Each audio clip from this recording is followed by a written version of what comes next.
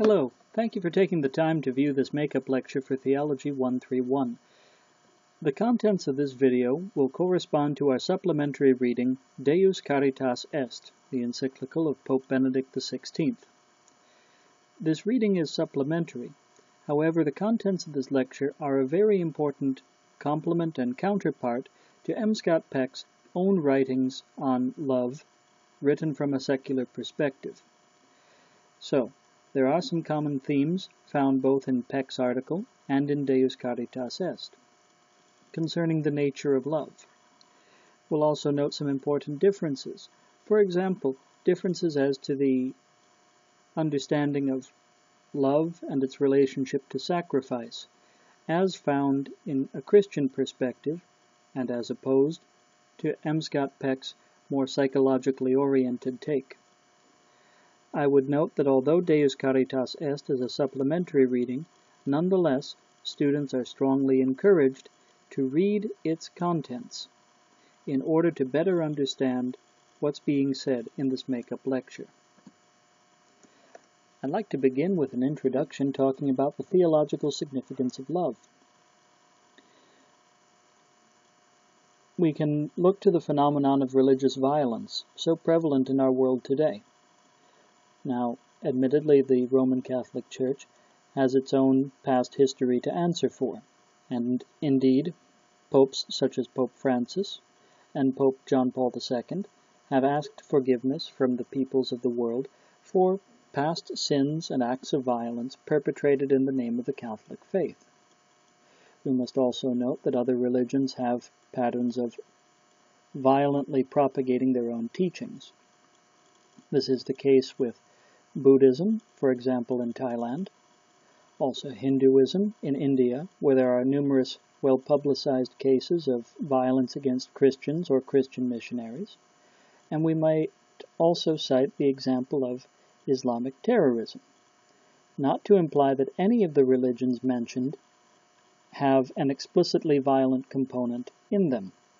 Nonetheless, some people, interpreting religious data, part of each of these traditions, take that as a warrant to propagate their faith through violent means. What's interesting as a comparison is between current patterns of religious violence being perpetrated throughout the world and the almost exclusively historic patterns of religious violence that we find in Roman Catholic history. So, for example, cases like the Inquisition or the Crusades are already many centuries old, and we don't have a lot of contemporary examples that fit into that pattern.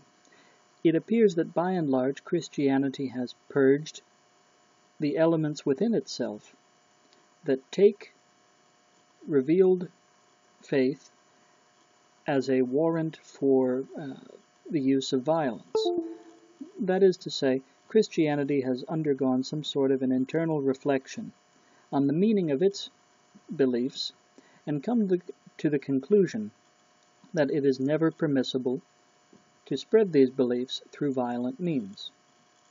I don't minimize how long or arduous a process this has been, but we can see a marked tone between the documents of the Second Vatican Council on religious liberty and past papal statements, for example, authorizing the Crusades or the Inquisition.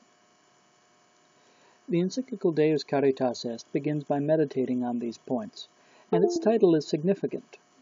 Deriving from the first letter of St. John, chapter 4, verse 16, we find a strong Christian belief that God's very essence is expressed by the idea of love. The title of the document indeed means God is love, Deus Caritas Est. This is a profound statement about biblical faith, and about Christian faith in particular. If you will think back to the reading by William May, talking about a Christian theology of sin, what's especially abhorrent about sin in a Christian perspective is our belief and recognition that God became flesh in Jesus Christ, and indeed suffered violently, suffered at the hands of cruel men in order to give his life in an act of saving love. This recognition should instill in us an absolute abhorrence for sin. Okay? Now, we've talked before about difficulties in defining love. M. Scott Peck talks about this, and it's also a point raised by Pope Benedict XVI. And Pope Benedict adverts to a question of semantics. Whether love is a univocal, equivocal, or analogous concept. That is to say, is love one concept or several concepts? Univocity means that there is one concept paired with one external word. Equivocity means that there might be several concepts, all paired to the same external word, whereas analogy refers to some kind of a relationship in which there's an underlying similarity between a couple of related concepts and one external word used to express them. Now, if this all seems very abstract to you, let me give an illustration. Ceiling fan. Ceiling fan is univocal. It expresses one and only one concept. There's not a metaphorical sense of the word ceiling fan. But we could just lop off the word ceiling and say fan. Are we talking then about a device used for blowing air? Or are we talking about a devotee or an enthusiast who's mad about celebrities? There we've got some equivocity. The word fan can be taken in different senses. Now, analogy, as I said, implies some kind of a relationship. And there's good reason to think that there's an analogy between the different kinds of things we refer to using the word love. For example, I presume you love your parents. I presume you love your siblings. But the way you relate to your parents and the way you relate to your siblings is different, and thus we often qualify a fraternal or a sororal love between siblings, or even among our friends in Barcada, our amigas, and on the other hand, filial love, the respect and veneration we show to our parents. Likewise, there's patriotism, or as we call it, love of country. We could also speak of romantic love. Something Pope Benedict notes is the very essence of what most people have in mind when they use the word love. That is to say, romantic love seems to be the metric or the frame of reference for defining or describing other kinds of love. This all is rather tricky in a language like English, which uses only one word to refer to a whole bunch of different ideas. But this really wouldn't have been a consideration in ancient languages such as Greek. Now there we find a distinction of love as three kinds: philia, eros, and agape. Philia, which is the root of the city Philadelphia's name, refers to a kind of brotherly love. Okay, it's the love of friendship. The relationship of Christ to his disciples is often described using the word philia. So we do find that one in the New Testament. Eros is a word that we only find in the Greek translations of the Old Testament. We'll talk about some of its associations later on, but it's important to note this essential definition. Eros may be defined as the love that wants. We often associate a sexual connotation with it. We speak of eroticism, for example. But as Pope Benedict notes in Deus Caritas Est, that is a reductionistic understanding of the concept. Another word used in the New Testament, and often associated very closely with Christianity, is agape, a type of self-giving kind of love. So the love which Christ demands from his followers, a total, undivided kind of love that's even willing to lay down its life. That's agape.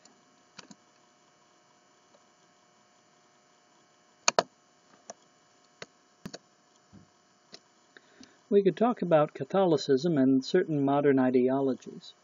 Now, Pope Benedict, being German, is well acquainted with the German philosophical context, and an important author from the 19th century, who has greatly influenced patterns of Western thought, is Friedrich Nietzsche, the mustache enthusiast you see there at the left. Nietzsche, I must say respectfully to our colleagues in the philosophy department, is not a philosopher, in that he does not have an entirely coherent system of thought or a comprehensive view of reality. He writes a lot of very moving, very powerful prosody, and is certainly an accomplished philologist or student of languages, but that's not to say that he is a philosopher. Nonetheless, in the common estimation, people take him as such, and by no means was he a dummy. But he's got some provocative quotes like, "Christianity has poisoned Eros," a phrase found in a book of his aphorisms. The fuller version of this quote is that Christianity has given Eros poison to drink, but he has not died, he has merely degenerated into lust. This brings up the Nietzschean concept of different kinds of morality. You see, an important concept in Nietzschean philosophy is that of the Übermensch. That's not the fellow who drove you to school in the morning, of course, since Uber is no longer servicing the Philippines. Sorry, the bad dad jokes continue even on YouTube. The Übermensch, or Superman, is a concept referring to the type of individual who sees past the illusory categories of good and evil. Here I would refer you to the title of one of Nietzsche's more important books, entitled Jenseits von Gut und Böse. That is, Beyond Good and Evil. In contrast to Aristotelian ethics and Aristotelian philosophy, which held that things are desirable on account of their inherent or objective goodness, on account of the inherence of certain principles within them, certain perfections or attributes which attract our will to them. Nietzsche said something different. He inverted the paradigm, saying, what we call good or what we call evil is really just a shorthand for this pleases me versus that causes me pain. So the Superman in the Nietzschean concept is the kind of person who's able to realize that distinctions between good and evil are ultimately meaningless distinctions, and thus is freer to act in accordance with his own desires. He recognizes that his desires dictate his actions. Now, the concept of a Superman. This is something that we can find in DC Comics. There is, in the DC universe, a character named Superman. But if you were to stop and think about it, he's actually a very, very poor example of the Superman. He fights for truth, justice, and at least while I was still growing up, also for the American way. He's got a rigorous code of morality, and he's got what the Irish philosopher David Thunder might call a fully substantive account of integrity. Not only does the DC Comics character Superman do the good, he's actually intent on doing the good and desires to do what is good. All right? Now, a much better example of the Übermensch from the DC universe would be the Joker. Someone for whom the categories of good and evil are completely meaningless distinctions. The Joker is, if you think about it, nothing more than pure id. He's embodying what Nietzsche would call a master morality. He's embracing his own will to power, to dominance and assertion, and simply acting as he pleases. And this is contrary to what Nietzsche would call a slave morality. Nietzsche's master morality he predicated of the ancient Greeks, who he said would indulge in their desires and do whatever pleased them. The slave moralities, he said, were introduced with the coming of Christianity. In a word, there'd be conflict between the strong and the weak in society. The truly strong, acting on their desires and embodying the master morality, could then bend the slave class to their will. They could assert dominance over other people. Now, of course, no one wants to be somebody's slave. No one wants to be someone's chattel. So what Nietzsche posited is this. The slaves fought back against their masters. Not by open rebellion, they would have been slaughtered, but by changing the moral discourse in such a way that their own position became the good position, and that of the masters became the bad. This is what Nietzsche means by Christianity as poisoned eros, making the idea of acting on one's desires a dirty kind of concept, turning eros into lust. You can find Pope Benedict's treatment about this, but if you want a more eloquent, succinct, and pop-culturally relevant example, you need only think of the delightful Millennium-era anime Code Geass. Think about the king of the Britannian Empire, okay? He straight up parrots Friedrich Nietzsche in some of the opening segments of the show. And he talks about how people will try and get you to feel bad about killing or feel bad about stealing or committing adultery, etc. That is a succinct summary of a Nietzschean ethos. That's a succinct summary of Nietzsche's critique of the slave morality and, by extension, Christianity. Now, Pope Benedict does respond to Nietzsche's arguments, noting that his premises are invalid. We can cite numerous examples from Greek antiquity where people were ambivalent about eros. On the one hand, celebrating erotic love as an encounter with the divine, but also, on the other hand, fearing it as a kind of madness. From your mythology classes, maybe you've heard about the myth of Orpheus. You probably have heard the part where he goes down to Hades and rescues Eurydice, but is thwarted just as he is about to achieve his goal. Maybe you're not as familiar with the rest of the myth, in which he wanders the earth distraught, and is then set upon and torn limb from limb by the Maenads, orgiastic devotees of Dionysius, the god of wine. And, in fact, there's a saying from Greek drama, those whom the gods would destroy, they first make mad. This kind of madness or orgiastic lust or indulgence, this recklessness and abandon, we might say acting purely in accordance with one's desires, is often precisely the device preceding the downfall of a character in Greek tragedy. We might also note that Christianity is not per se opposed to sexuality. And here we can talk about the substance of the Old Testament's rejection, or we might say better, critique of eros and eroticism. In the ancient Near East, the cultural context in which Christianity emerged, there was the practice of fertility cults. Certain pagan religions would have devotion to fertility goddesses, and they would have a practice called temple prostitution, in which priestesses, acting as avatars of the deity, would have sex with devotees in order to excite within them the spirit of the god, or to give them some kind of encounter with the divinity. So this is something Nietzsche alludes to, speaking of sex as somehow an encounter with the divine. But Pope Benedict notes, far from ennobling eros, this practice debased it. Other people, namely the temple prostitutes, were being treated merely as means to elicit some feeling in the paying devotees. We don't see an ennoblement of sexuality there. We see it treating sexuality as a crass commodity and people as objects. This is contrary to our inherent human dignity. So we can come away saying that there is in fact a positive scriptural valorization of sex.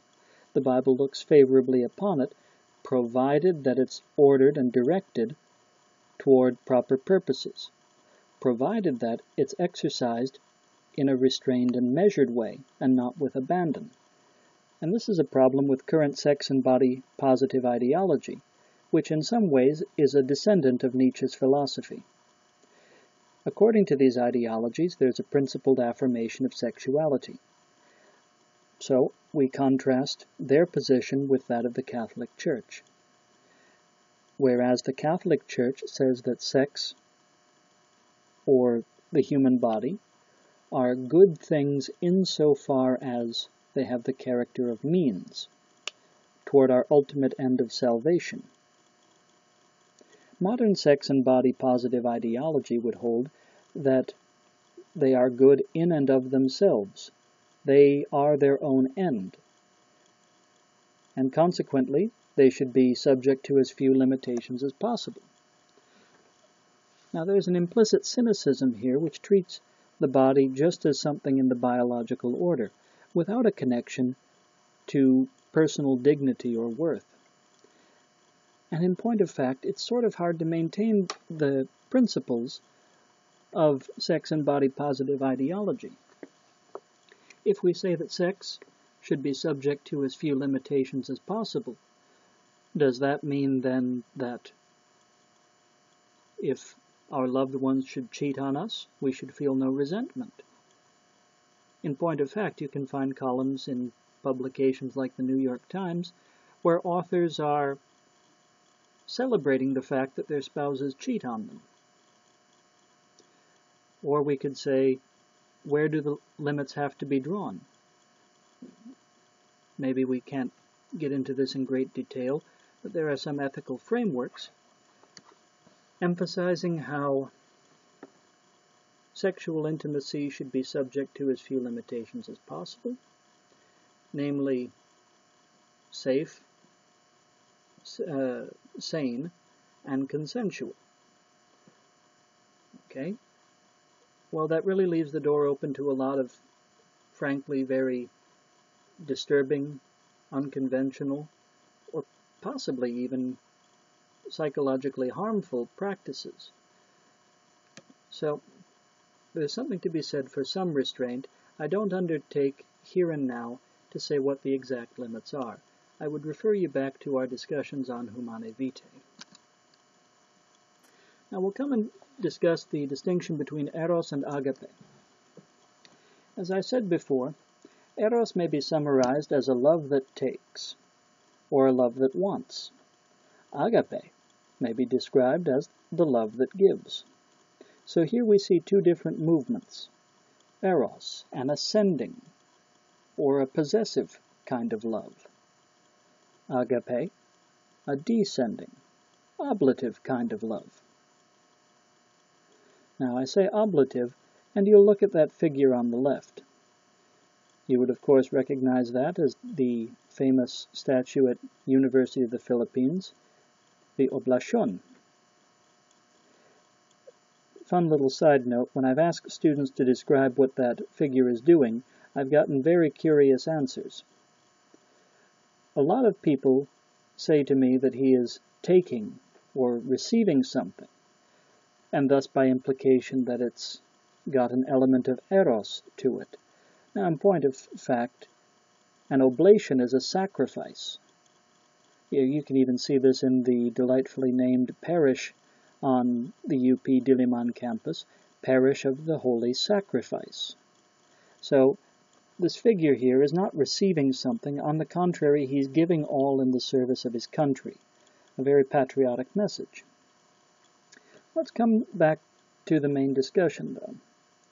Eros involves a shallow encounter with the beloved, specifically involving our attraction to attributes of the beloved. And here we see some connection with what M. Scott Peck describes as romantic love. In this first moment, there's a possible idealization or romanticization of the other person. So, for example, let us say that you, sir or madam, are sitting along Sec Walk one fine day, and along comes another Atenean. This other Atenean is, I don't know, a total hottie McHotterson, like the hottest hottie who ever hottied. So hot you could fry an egg on that person's face. You know what I'm talking about, of course. Well, your first thought upon seeing this other person will be want. Then once the hormones subside a little bit and the heart stops racing, the butterflies in the stomach go away, you might ask your friends, hey, who is that? What course are they in? Who are they friends with? Do you know what they're interested in, what their hobbies are, etc.? You latch on to that idealized version of the person, but you're already starting to want to know a little bit more about them. Okay? And this is how it is when we're crushing hard on somebody, isn't it? Everything that other person does is just the most perfect and wonderful thing ever. And we don't yet see the flaws, we don't yet see the limitations, the shortcomings, the neuroses, etc. That only comes in time.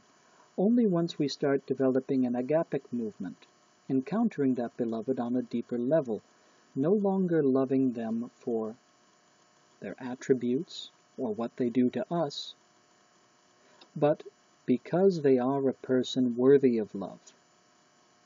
We can recognize their flaws, we can recognize their failings, and that doesn't get in the way of our caring for them. In point of fact, we'll even go out of our way, maybe to help that person. We'll put up with them when they're difficult or mopey or angry or whatever. Okay? So we see two different movements. Instead of reaching up to this idealized beloved, we're willing to go down and to be with that other person in solidarity, even in their worst moments. I'd like to develop this in a little more theological direction.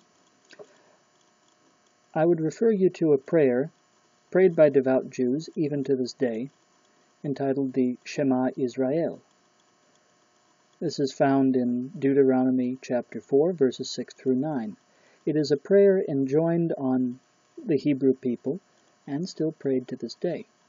In fact, we know that Jesus Christ was a devout Jew during his earthly life and ministry, and we can say for certitude this is one of the prayers he definitely prayed during his life.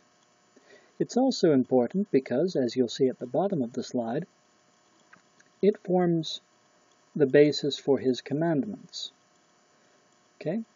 So, John 13:34 talks about the importance of loving one another as Christ has loved us. This goes hand in hand with Christ's other commandments, or we should say better, his summary or epitome of the Mosaic Law. When he was asked, what is the greatest commandment? He said there are two. You shall love the Lord your God with all your heart, your soul, and your strength, and you shall love your neighbor as yourself. The first part of that is actually the Shema Israel. Hear, O Israel, the Lord your God is one God. Therefore you shall love the Lord your God with all your heart, with all your soul, and with all your strength, and so on and so forth. Now this is important as an affirmation of monotheistic faith.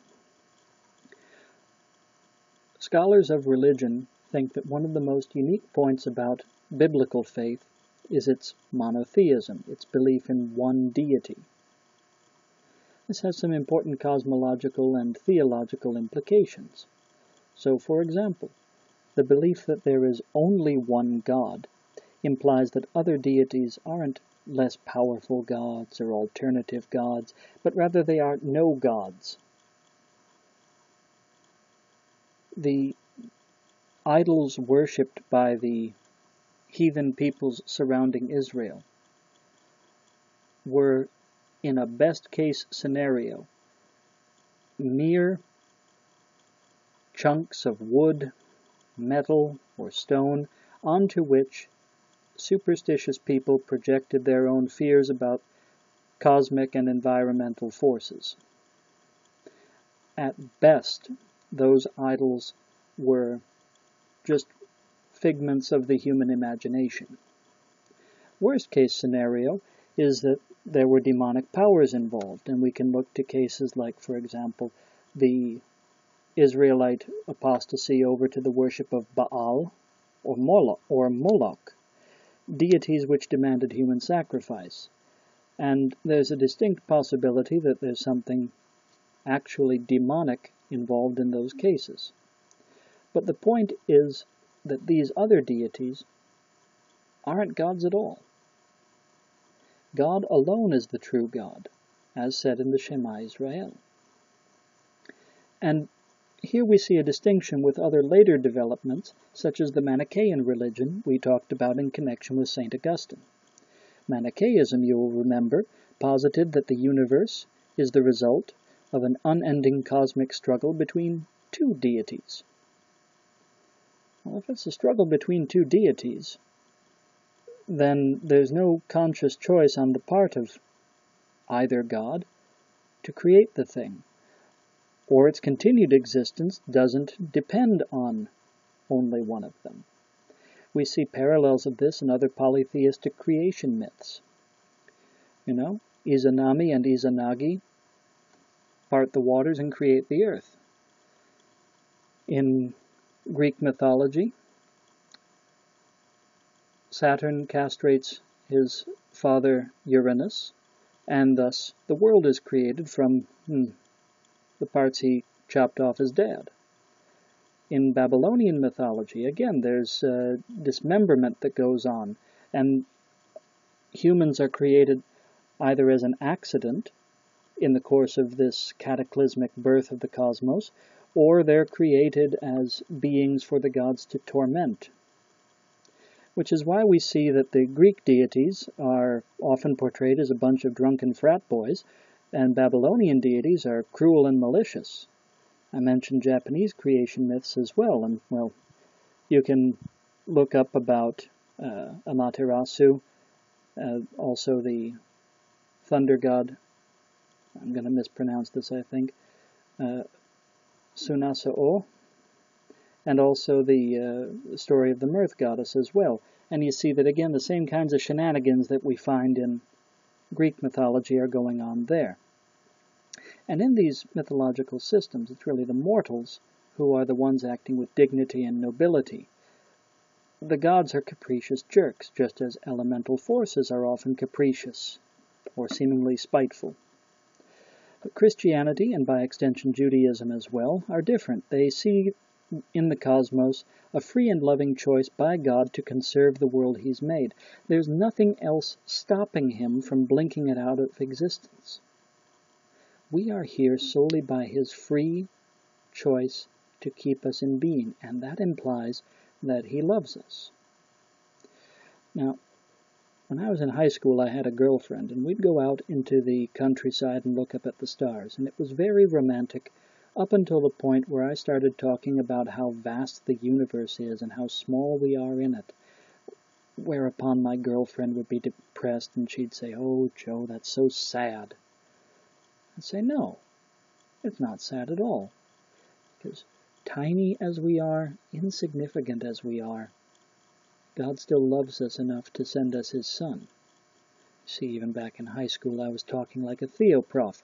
But my point in saying this is, what is man that God should care for him? Mortal man that He should keep him in mind. And yet God has made us little less than the angels. You may read that in the Psalms if you like. We're here because God loves us. And God's love is a recurring biblical theme, all throughout the Old and the New Testaments. And Pope Benedict states, maybe somewhat provocatively for you, that God's love has two dimensions to it.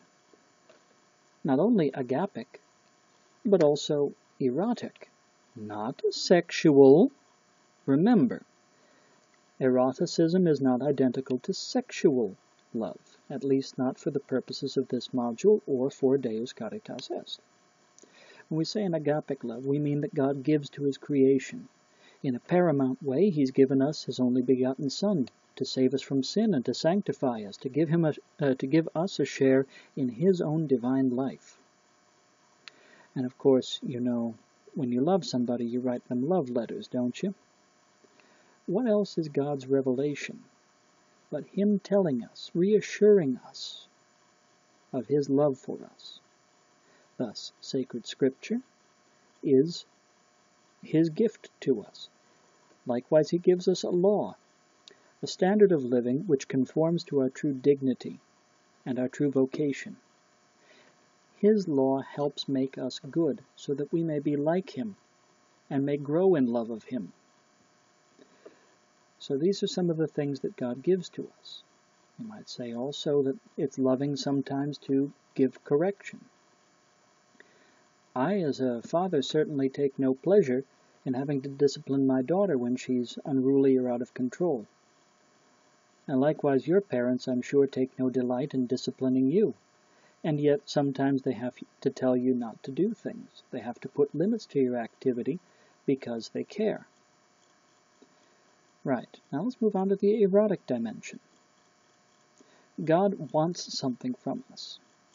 He desires our love and devotion, and he desires it in a way that no merely sexual lover ever could.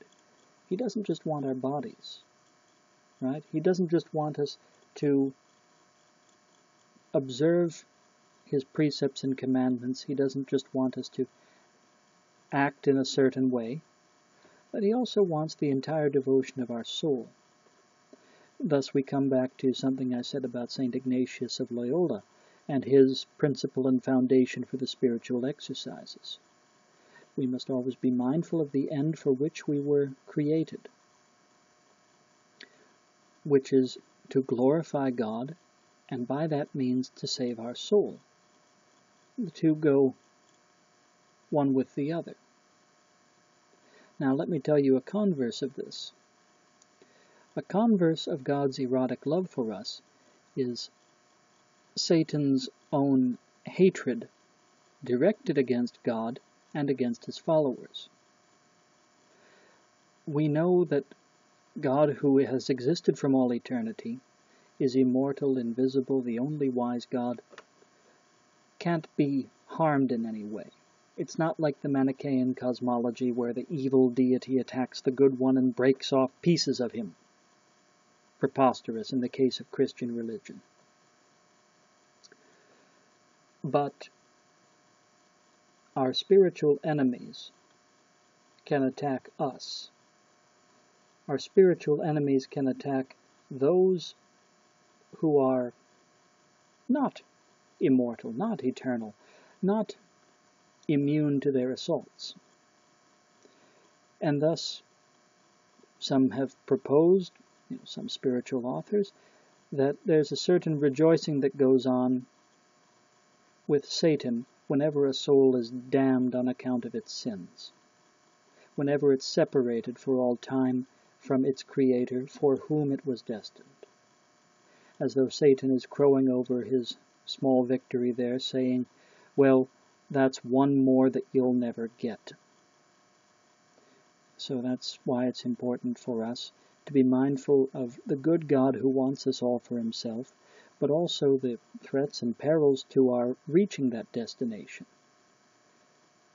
Okay? And with that, we'll conclude the lecture on this module concerning Deus Caritas Est. Please do expect a few questions about this subject matter on the multiple choice portion of the final exam. However, do not expect any questions about this in the essay portion of the final exam. Thank you very much, and good day.